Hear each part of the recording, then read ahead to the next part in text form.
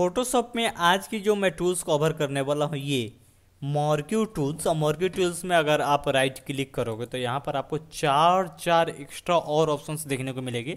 जैसे कि मैंने बताया था कि जो भी टूल्स है उसमें अगर आप राइट क्लिक करते हो तो 1 2 3 4 है जो एक्स्ट्रा आपको मिलेंगे। शायद ही कोई होंगे जिसमें कि जे नहीं शायद मिल सकती है, तो उतनी ध्यान नहीं दे। जैसे कि इसमें जूम्स वाली में एंड जैसे कि पिछले वीडियो में मूव एंड आर्टबोर्ड की मैंने क्लियर किया, तो आज हम लोग आते हैं मॉर्क्यू टूल्स में। रेक्टेंगल मॉर्क्यू टूल यहाँ पर आपको शो हो जाती है, जिसमें कि यहाँ पर बता दिया जाता है इसकी जो शॉर्टकट की है एम है, make a selection in the shape of a rectangle.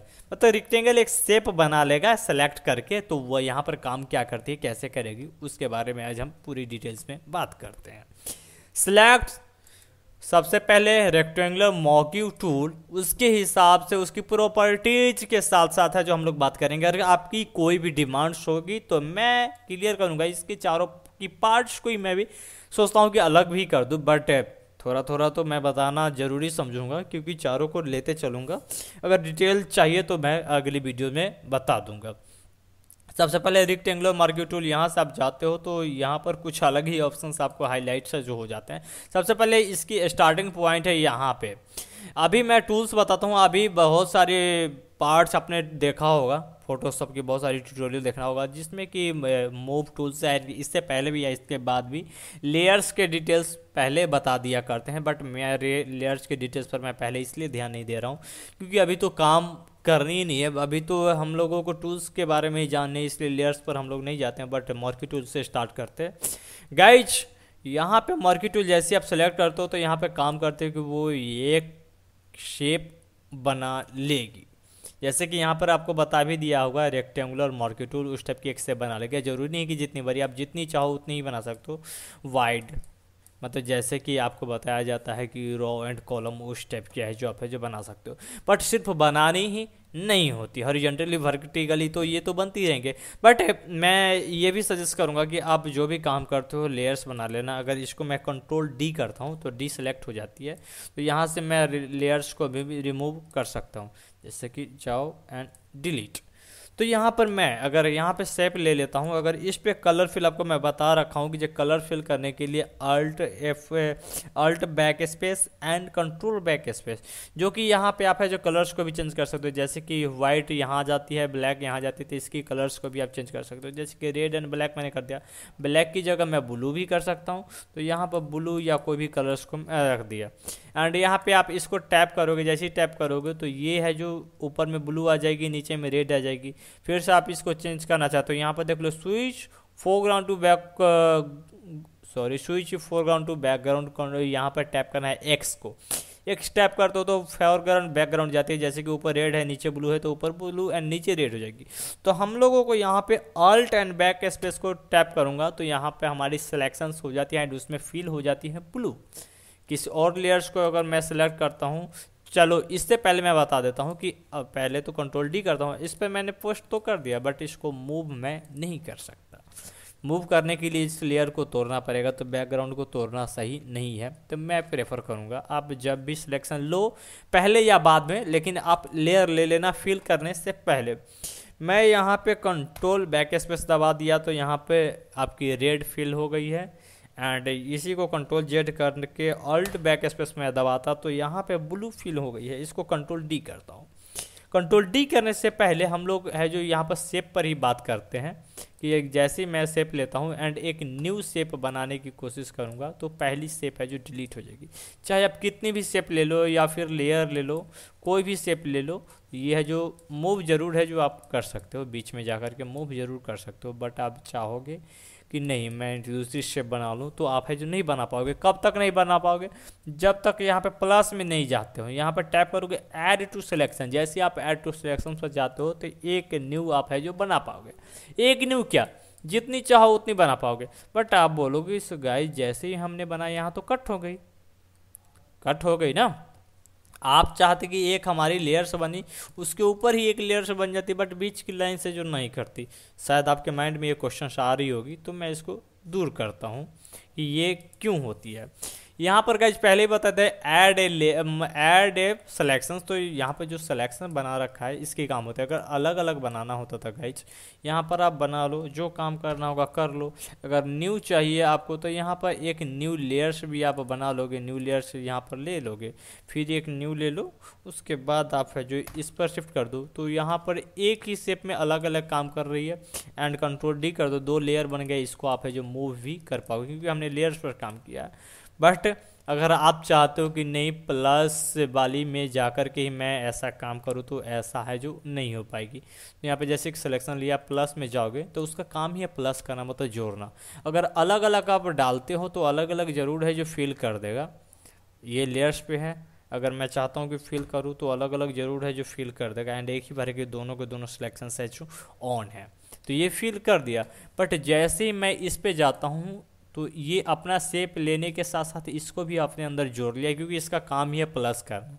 अगर माइनस काम रहेगी तो ये है जो, अगर माइनस मैं कर देता हूँ तो ये देखो ये काट देगा, बीच से ही कट के हटा देगा क्योंकि ये थर्ड पर चली गई। मैंने अल्ट दबाया है इसलिए। ऐड एक चीज़ और मैं आपको ऑप्शंस में बता देता हूँ, शॉर्टकट बता देता हूँ। पहले कंट्रोल डी, इस पर मैं जाता हूँ एंड इसे सेलेक्ट करता हूँ। इसके सेलेक्ट करने के बाद भी यहाँ पर जाना पड़ता है।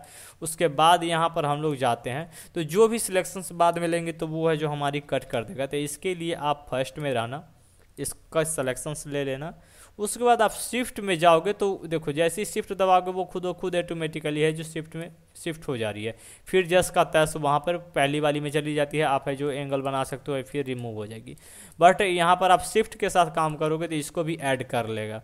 फिर आप अल्ट के साथ काम करके देखो, अल्ट जैसे हमने दबाया, यहाँ पर क्लिक भी नहीं किया, अल्ट जैसे ही दबाया तो यहाँ पर है जो माइनस का ये काम करेगा क्योंकि उसको माइनस कर देगा। एक हमारे पास लास्ट ऑप्शन है जिसमें कि अल्ट और शिफ्ट दोनों दबाना पड़ेगा एंड उसके बाद है आप करोगे तो एक्स कर देगा। देखो 3 नंबर में आ गई। जैसे देखो अल्ट मैंने दबाया क्या करेगा, प्लस कर देगा। शिफ्ट मैंने दबाया तो क्या करेगा, माइनस करेगा। अल्ट शिफ्ट दोनों दबा दिया तो यहाँ पे इनटू का काम करता है। जैसे मैंने एक एक को छोड़ूंगा, देखना वो डायरेक्टली नहीं जा पाएगी। ये मूव किया, प्लस में गई, शिफ्ट माइनस, देखो पूरी है जो मूव होते हुए जाएगी। आपको है जो आशा है कि समझ में आ गई हो कि यहाँ पर आ जाती है अगली ऑप्शन है जो फेदर्स की भी डिटेल्स बताता हूँ। बट मैं चाहता हूँ कि जो रेक्टेंगुलर पर ही आज की वीडियो है जो बन जानी चाहिए क्योंकि वीडियो है जो लंबी हो जाएगी। तो लेयर लेते हैं। आपको आशा है कि समझ में आ गई होगी, अगर नहीं आई है तो एक बार मैं कोशिश करूंगा फिर से टैप करना। यहाँ पर देखो कलर फिल करके मैं टैप करने की कोशिश करूंगा। ये ले लिया, शिफ्ट लेता हूँ, ये प्लस ले लिया। अगर मैं इसको सिलेक्शन लेता हूँ तो इसमें भी ले ली। कलर फिल करने के बाद आपको ज़्यादा समझ में आएगी। अगर अल्ट लेता हूँ तो ये है जो इतनी काट देगा, माइनस कर देगा। अगर इस पर फिल करता हूँ तो ये भी फिल ले दिया लेकिन उसको है जो माइनस कर दिया। आपको लग रही है कि जो कट हो गई है बट ऐसी नहीं है।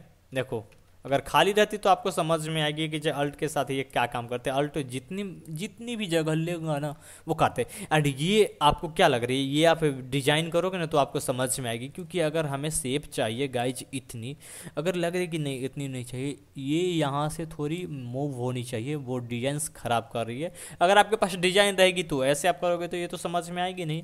यहाँ से भी आपको नहीं चाहिए तो ये भी आप है जो कर सकते हो, ऐसे डिजाइन आप है जो दे सकते हो कलर फिल करके। यहाँ पर अगर शिफ्ट करके मैं जा रहा हूँ तो यहाँ पर आपको चाहिए कि ऐड करना है तो यहाँ पर आप ऐड कर सो तो ऐसे ऐड हो गई। यहाँ पे इनटू वाले में जाता हूँ तो अगर मैं किसी कॉर्नर को सिलेक्ट करता हूँ तो वो कॉर्नर रह जाएगी, बाकी है जो ख़त्म हो जाने वाली है। जैसे कि मैं देखो यहाँ से मैं चाहता हूँ इसको हटानी है तो ये सब बाहर वाली हट गई है, ये रह गई। यहाँ से चाहता हूँ कि ये देखो ये ऊपर वाली हटेगी तो ऊपर वाली हट गई, बाकी रह गई। एंड इसमें जब से कलर फिल करोगे तब आपको समझ में आएगी कि जी हाँ रियलिटी में ये चारों ऑप्शंस की कितनी काम है, बहुत ज़्यादा काम है गाइज।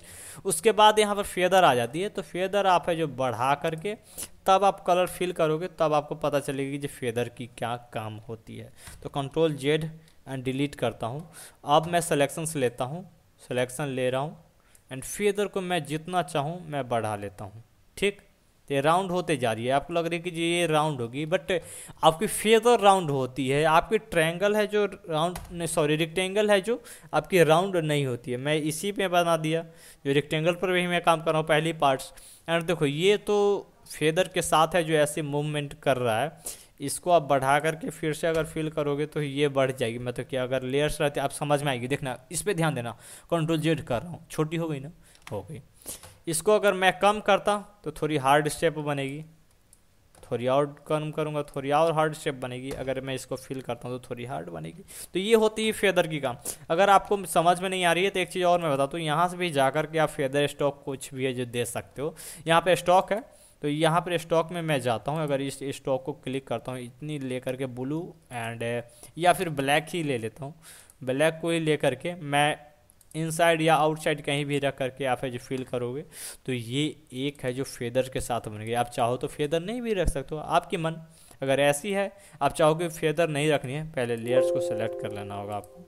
आप चाहो तो फेदर, सॉरी फेदर नहीं, ये क्यों बता रहे भाई। और चलो कंट्रोल डी करता हूँ, फिर से एक सेलेक्शंस ले लेता हूँ एंड आप चाहो तो फेदर नहीं रखनी है, स्टॉक लेनी है। चलो स्टॉक, स्टॉक हटाने से पहले आपको फेदर को भी मूव करना पड़ेगा। तो आप है जो फेदर को यहाँ से भी आप जीरो कर सकते हो, नहीं तो आप वहाँ से भी जीरो कर सकते थे। जीरो पूरी की पूरी कम कर दे रहा हूँ भाई। उसके बाद मैं सिलेक्शंस बनाता हूँ, देखो हार्ड सिलेक्शंस पूरी बन गई। आप यहाँ से ही फेदर को कम कर सकते हो, यहाँ पर फेदर आ गई। डी सिलेक्ट भी आप है जो कर सकते हो। यहाँ पे एक इन्वर्स सिलेक्शन है, जिसमें कि इन्वर्स सिलेक्शन लोगे तो आउटसाइड भी सिलेक्शन बन गई, इनसाइड भी। अगर आप फिल करोगे तो आप पता चलिए कंट्रोल जेड है ना, तो ब्लू है, अब रेड फिल करो तो आउटसाइड में फिल हो गई है, बीच में नहीं फिल हुई है, ये इन्वर्स की काम करती है। यहाँ पर भी मैं कंट्रोल डी करूँगा, फिर से सिलेक्शन करके यहाँ पे मैं स्टॉक की काम करता हूँ, स्टॉक में जा करके तब मैं लेता हूँ। ये कितनी हार्ड स्टेप बन गई है, अब बताओ हार्ड स्टेप बनी या नहीं बनी। ये काम करती है आपकी रेक्टेंगल्स। तो रेक्टेंगल्स के साथ मैं चाहता था कि इसी वीडियो में पूरी क्लियर कर दूँ, बाकी बहुत लंबी वीडियो हो जाने वाली है, तो इसी पर है जो हम लोग खत्म करने वाले। लेट्स आपको कैसी लगी, अगर समझ में आए तो प्लीज़ वीडियो के लिए लाइक करें, अगर आप इस चैनल पर नया हो सब्सक्राइब करके बेल आइकन को प्रेस कर देना, ताकि इसी तरीके के नए नए वीडियोज आपको इस चैनल पर मिलते रहेंगे। लेट्स बाय बाय, मिलते हैं किसी नेक्स्ट वीडियो के साथ।